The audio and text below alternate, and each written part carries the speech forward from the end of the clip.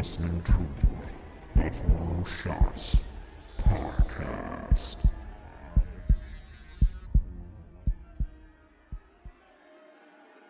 Hello again and welcome to another Horror Shots Podcast with me, Casey. Of course, this episode is brought to you by the wonderful people over at morbidlybeautiful.com. Now, if you're not sure what Morbidly Beautiful is, go check out that website for all your pop culture horror needs. From things such as reviews and interviews to top 10 lists and retrospectives. They're doing a whole bunch of great stuff for the holiday season, so I highly suggest checking it out before it's too late. Of course, it'll always be archived, but nevertheless, go check it out. With that said, we do have another stop on our tour of the Erie, United States. And today, we've hit Illinois. Now, Illinois is home to, obviously, Chicago, the Windy City. It's a little bit more of a northern state, a midwestern state, if you will. But it also houses one of the most notorious histories in terms of serial killers. I'm talking about a man who was born on May 16th, 1861. His name at the time was Herman Webster Mudgett. That name may not sound extraordinary in any way, but how about the name H. Holmes? Now, if you are a true crime buff or a serial killer junkie or one of those people who just are fascinated by the real world macabre, then you would know H. Holmes is possibly America's very first serial killer, potentially even predating Jack the Ripper. And I say potentially for one reason, because we're not 100% sure when he committed his first murder. He did confess to 27 murders, however, only 9 could be plausibly confirmed, and several of the people he claimed to have murdered were still alive. So the guy was kind of a liar. A little bit more history on good old Herman here. As a child, H. or Herman at the time was a very intelligent young man. He showed interest in medicine and sciences and eventually did attend medical school, where he was kind of a mediocre student, which kind of goes with being a psychopath, which I assume this guy was. I mean, I'm not a psychologist or a psychiatrist or anything of that sort, nor do I have the qualifications to make that sort of diagnosis, but he does give some signs. Obviously, being a serial killer is one, having high intelligence is another, and kind of failing at society or institutionalized learning, which a lot of psychopaths apparently have. Great liars can get in the door of any business, any school, but ultimately can't succeed because they don't know the work, they don't listen, they don't comprehend. It's a whole emotional thing. They don't have the empathy or sympathy to really kind of latch on to what learning really is. In fact, in 1884, he was nearly prevented from graduating when a widowed hairdresser accused him of making a false promise of marriage to her. Now, I didn't know that was such a serious offense, but given the time, it's not overly surprising. Now, in 1866, Holmes, still going by the name of Mudgett, moved to Chicago and took a job as a pharmacist under the name Dr. H. Holmes. Soon after, he would begin, killing people. He did this in order to steal their property. He was also known as a bit of a con man, and by the time he moved to Chicago, he was already wanted for various frauds and cons he'd pull off in other states and cities, so he was always on the move. Kind of like a hitchhiker moving from town to town, a drifter, if you will. As I said, eventually he ended up buying the drugstore in which he worked. Now, it is a myth that he killed the owner of the drugstore to take over and get some insurance money and become owner pretty much for free, but that's not entirely what happened. Sometime after he gained control of the drugstore, he bought an empty lot across the street, where he began construction in 1887 of a 2-story mixed-use building, with some apartments on the second floor and a retail space on the bottom floor. But before I get into that piece of construction, which has a very dark history behind it, let's talk about some of his earlier victims. But before I do that, I kind of want to point out something here. There is a reason I don't often look at serial killers on this podcast. I don't feel they need to be sensationalized. They're horrible, disgusting, despicable human beings who don't deserve any attention whatsoever. But considering the legend that goes along with it, I'm going to make an exception here, obviously, but that means I'm going to really dive in as much as I can to the victims, because those are the real people in these stories who deserve the attention. And it is going to break a little bit of the chronology of this episode a little bit, but I think it's important, again, to really go over at least the 9 confirmed victims. The Pitzel family were known as some of his victims: Father Ben and his 3 children, daughters Allison, Nellie, and his little son Howard. The family was killed during the fall of 1894. Instead of using a cadaver, Holmes used former business partner Ben as part of an insurance fraud. Holmes knocked Ben out and killed him by setting him on fire. On July 15th, 1895, Alice and Nellie's bodies were found in a Toronto cellar. Later, authorities found teeth and pieces of bone among charred ruins that belonged to Howard in an Indianapolis cottage that Holmes had rented. Of Holmes's assumed victims, there were Julia and her daughter Pearl Connor in 1891, Emmeline Sigrand in 1892, and sisters Minnie and Nanny Williams in 1893. Minnie had married Holmes, and he eventually swindled her out of her inheritance. As I said, he was also a con man. This guy was a piece of human trash. Just throwing that out there. He was garbage. The bodies of Julia and Emmeline and Minnie and Nanny were never found, but rumor had it Holmes had probably sold their cadavers to medical schools. He had consistently stated that Julia and Emmeline died while undergoing illegal abortions. Julia was allegedly Holmes's lover, and Emmeline was Holmes' former secretary, whom he later purportedly proposed to. While searching Holmes's hotel, the one we're going to get to in just a little bit, authorities recovered Minnie's watch and Nanny's garter belt in one of the ovens. Although forensic evidence was rudimentary at the time, bones found in the basement most likely belonged to 12-year-old Pearl Connor, whom he allegedly poisoned. As for Emmeline, the police believed that they had come upon her hair and bones. One account claims that an eyewitness saw Holmes and a janitor haul a big trunk the day after her disappearance. Again, there is a lengthy list of potential victims, 27 as he confessed to, and some even state it was well over 200, although that is quite an exaggerated claim with no real evidence backing it up. But now how about that hotel we were talking about? Remember when I said he bought an abandoned building, or a multi-use building rather, across the street from the drugstore he worked at? Well, that piece of land he eventually decided to turn into a hotel. And right from the get-go, this place was a disaster, to say the least. He refused to pay the architects and the steel company who provided the equipment and gear and building materials for the construction, and he was sued for it.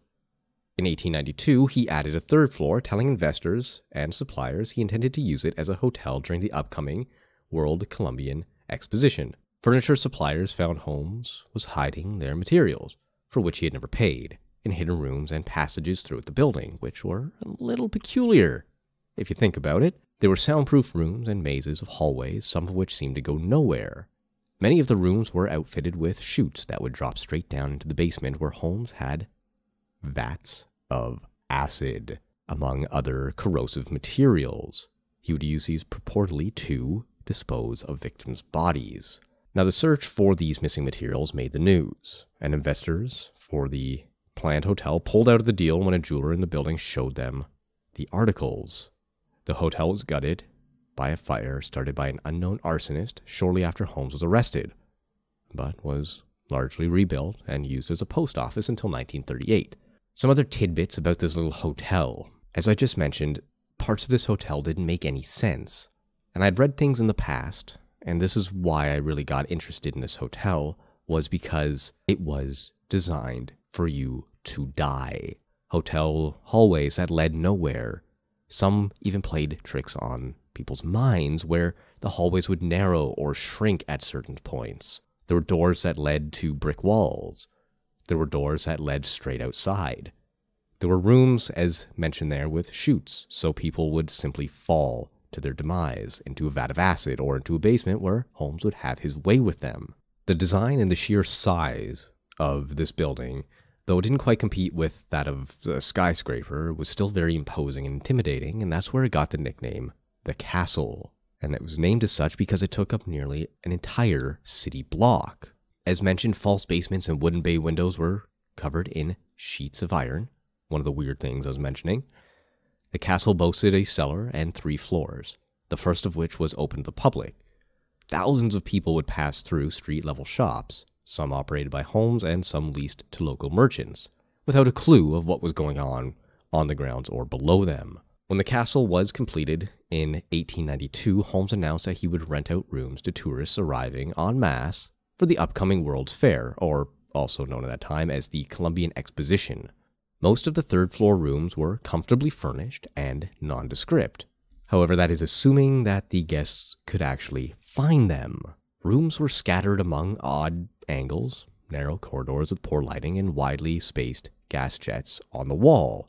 Dead ends and stairways that led nowhere were interspersed with locked doors to which only Holmes had the key. One of the locked rooms was adjacent to Holmes's personal office and contained a walk-in bank vault that had been modified to include a gas pipe. Only Holmes could control this particular gas flow via a hidden panel in his bedroom closet. I should note here that, despite it not ever being fully completed, most of it was, but it was never really put into use. Also, he used multiple construction crews and never showed them all the same blueprints. That does attribute to some of the weird angles in the weird rooms, because nobody was working off the same plans, and he did this on purpose to throw people off. He didn't need architects or construction workers to start asking questions about why there are dead ends and weird things in general going on with the hotel. Now, the second floor of the hotel was even more confusing, containing 51 doors and 6 hallways. 35 rooms were ordinary bedchambers, but others were either airtight and lined with asbestos-coated steel plates or completely soundproofed in general. Some were tiny with low ceilings no bigger than closets. Most of these rooms were rigged with gas pipes connected to the same control panel in Holmes's closet and equipped with special peepholes. Many were fitted with alarms that sounded in Holmes's quarters if a guest, quote-unquote guest, tried to escape. The castle's second story also contained trapdoors, secret passageways, hidden closets with sliding panels, and most terrifyingly, a large, greased shaft leading directly to the cellar, as we already discovered. Brick-lined and dark, the cellar was comparable to that of a dungeon, and the various apparatuses stored there only added to the terror. And that is not even including that acid tank and other corrosive materials that we discussed before. Also discovered in this basement was a contraption of Holmes's own invention. He called it the elasticity determinator. Now you can only guess what that would do to a person. He claimed it could stretch experimental subjects to twice their normal height, eventually creating a race of giants. When it was found, again, people and police compared it to that of a medieval torture rack. So did anybody actually stay in the hotel? Well, according to some reports, yes. Holmes used 2 major pretenses to lure guests who checked in and never checked out. First, he advertised lodging for tourists visiting the World's Fair. Secondly, he would place classified ads in small-town newspapers offering jobs to young women, or outright offering himself for marriage. In fact, Holmes was married several times, often to more than one woman at once, using different aliases. Again, conman scumbag. Because of the World's Fair and then unsophisticated police procedures, missing persons were barely investigated. Holmes' innate charm could smooth over any remaining questions from neighbors and families. Over time, he claimed that his female assistant went out of town to visit relatives and ended up staying. His fiancée eloped with somebody else in secret, and he administered a botched abortion to a girlfriend that unfortunately took her life. We discussed her a little bit ago. The reality was, of course, much more gruesome. Upon investigating the castle after Holmes's arrest, which was for something completely unrelated, such as insurance fraud, police found the aforementioned rooms, as well as a human-sized kiln that heated up to 300 degrees Fahrenheit, and a wooden box containing several female skeletons. In fact, one of Holmes's main associates, who was called Charles Chappell, was also an articulator, meaning he could strip flesh from human bodies and reassemble the bones to form complete skeletons. Apparently, Holmes would frequently pay Chappell to articulate a cadaver, then either keep the skeleton or sell it for profit at a medical school. Now, I did discover a few more details about Emmeline Cigrand. She was described as a bright young woman from Indiana who became Holmes's personal secretary. After accepting Holmes's marriage proposal, Cigrand disappeared into thin air. This is one of the more disturbing stories. Holmes claims she ran off with another man.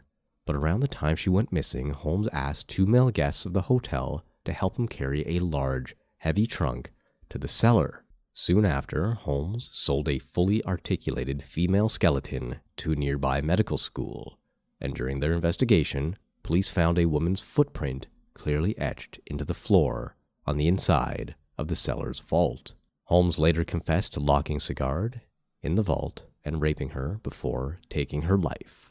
He then shipped her trunk full of clothes and personal belongings to her family without explanation. At least one child perished at Holmes's hands, and that, as we discussed, was Pearl Connor. She was chloroformed and suffocated in her castle bed. I can't say this enough, but H.H. Holmes was a disturbed individual. Disturbed doesn't really even do it justice. He was the epitome of what it is to be subhuman garbage. I know I don't often get too emotional, and I don't get too personally invested into these sort of stories, but when I look into serial killers, I can't help but think, why and how? How did society let somebody like this go on for so long without any sort of investigation? Why was he compelled to do the heinous, horrible acts that he did? Well, he did have a quote, and it's a chilling one. I'm going to give it to you right now. I was born with the very devil in me. I cannot help the fact that I was a murderer, no more than a poet can help the inspiration to song, nor the ambition of an intellectual man to be great. The inclination to murder came to me as naturally as the inspiration to do right comes to the majority of persons. While that is a bit of a noble statement, and he's taking full responsibility for who and what he is, it doesn't change the fact that he did do what he did. It also raises very interesting and controversial topics, such as, are people like H.H. Holmes or Jeffrey Dahmer or Ted Bundy born the way they are, or were they shaped by society? When I was in university, we looked at a case featuring a young child. Now, I don't remember the exact name of it. I wish I could. I don't have those notes. This was a long time ago, and I wasn't the greatest student in the world, so forgive me. But we looked at this case of a young boy. He had a brother, I believe, or a sister, and they were both relatively close to the same age, around between 3 and 5, we'll call it. But the boy was almost pure evil. He didn't know why he was doing the things he was doing, but he did them anyway, such as sexually assault classmates. He was just a kid. He didn't know what those parts were or what they were supposed to do, but he couldn't help but stick things, his fingers, objects, into other girls' genitalia. He was obsessed with torturing and destroying toys, and if he ever got a hold of an animal, he wouldn't let it go, and not in a good way. His upbringing was identical to that of his sister and other kids around him. He wasn't poor, he didn't have any socio-economical backgrounds that would kind of lead somebody into the life of crime, yet he did it nonetheless. I remember one of the questions they asked him, not exactly, not verbatim, but I do remember one of the things he was asked was, why does he do this? A simple question. And he didn't have a direct answer. All he could muster was, he wanted to. He just felt like he needed to. And that kind of gave a little bit of credence to the fact that maybe he was born that way. There were potential brain issues, mental instability. It can happen, it's a chemical imbalance. But I don't remember if there was ever any more detail into that aspect of it. I don't remember if they did MRIs or brain scans or anything like that. In fact, I can't recall when this took place. I was in school for this roughly 10, 11 years ago, so it predates that.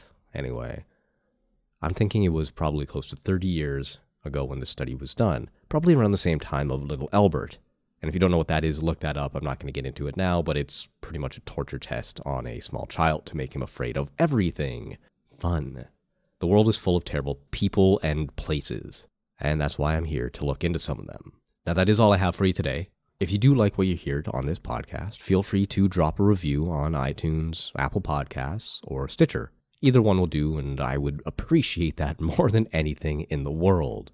Furthermore, if you do want to support the cast in other ways, there is a Patreon. You can check that out at patreon.com/horrorshots. I will be releasing very shortly some more history of demons episodes on there. They can be short little tidbits. I'm going to call them Horror Shots Minis. Should be fun. But that is all I have for you today. I will be back next week with a little bit of a different episode. It's going to be a little bit of a special one considering the day it's going to be released. So we're going to take a small pit stop on the tour of the eerie United States. So until next week.